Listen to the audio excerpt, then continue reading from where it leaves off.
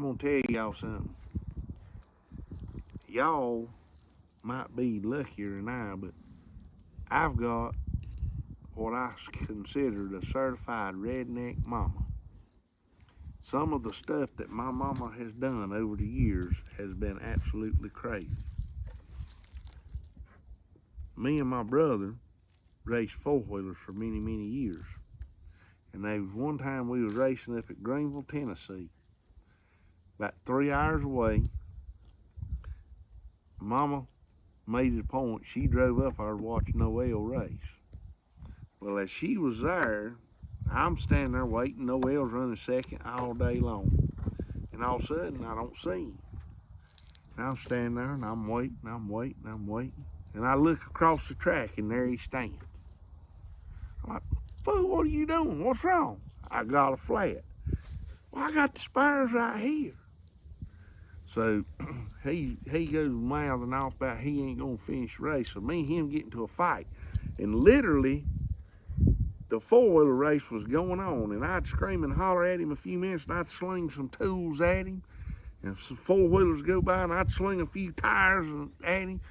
This went on for probably 10 minutes, and I'd finally slung all my tools across the track.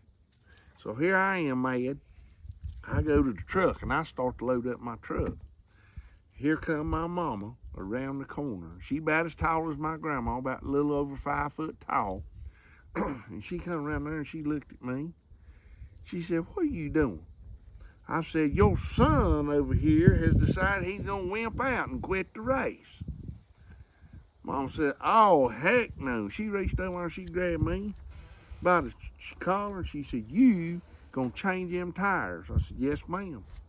I go over and I start changing tires. She reached over and she grabbed Noelle and she said, and you gonna get your little narrow butt back on that four-wheeler and you gonna finish this race. If not, and she reached in her pocketbook and pulled out her little 32 pistol, said, I got this pistol and I will shoot you right here. Needless to say, Noelle got back on the four-wheeler. He finished second that day. Well, a few months or years later, we was still living down there at that creek. Mama had some cats that would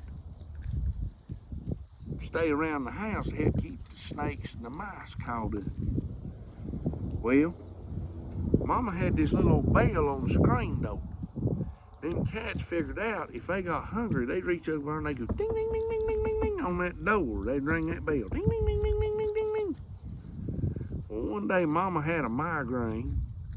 And them cats got to ringing that bell. Ding, ding, ding, ding, ding, ding, ding. Ding, ding, ding, ding, ding, ding, ding, ding. Well, mind you, Noelle was out in the front yard working on the four-wheeler. Ding, ding, ding, ding, ding, ding. Ding, ding, ding, ding, ding, ding. About that time, Mama done decided that she had enough.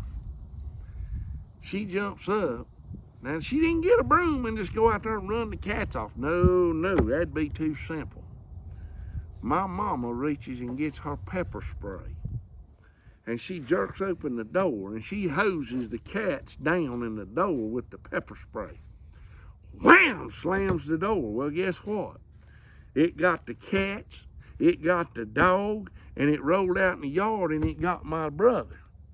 So there Noelle is, he's done pepper sprayed, he's gagging and spewing, and he comes in the house, and when he come in the house, guess what? He drugged the pepper spray fumes into the house. So there he got Mama.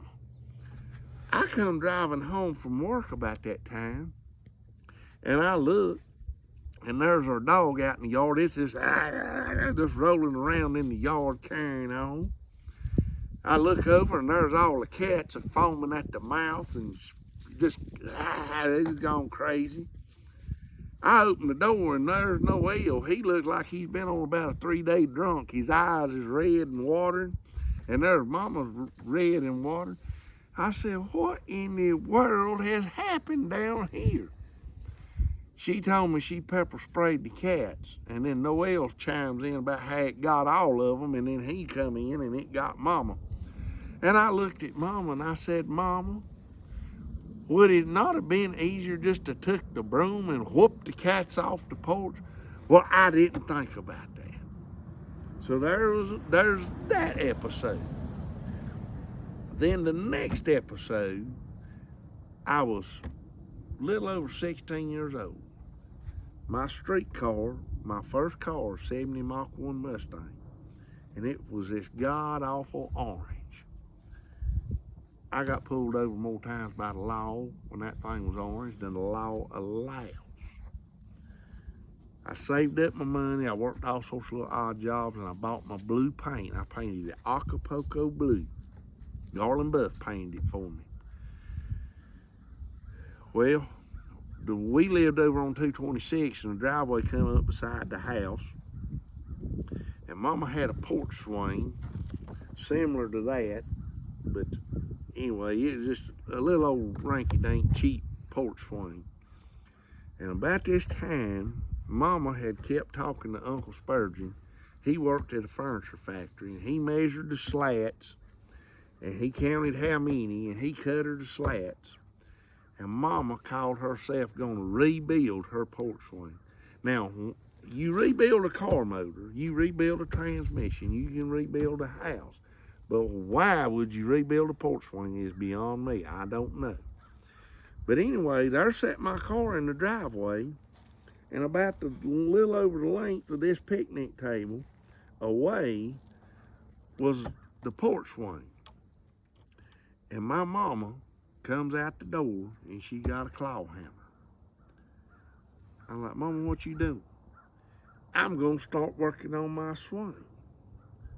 I said, Mama, hold on 1 minute, let me get done, and I'm gonna move my car. No, I'm in a hurry. Mama, please stop. Wait a minute, let me move my car. Mama, please stop. Let me move my car.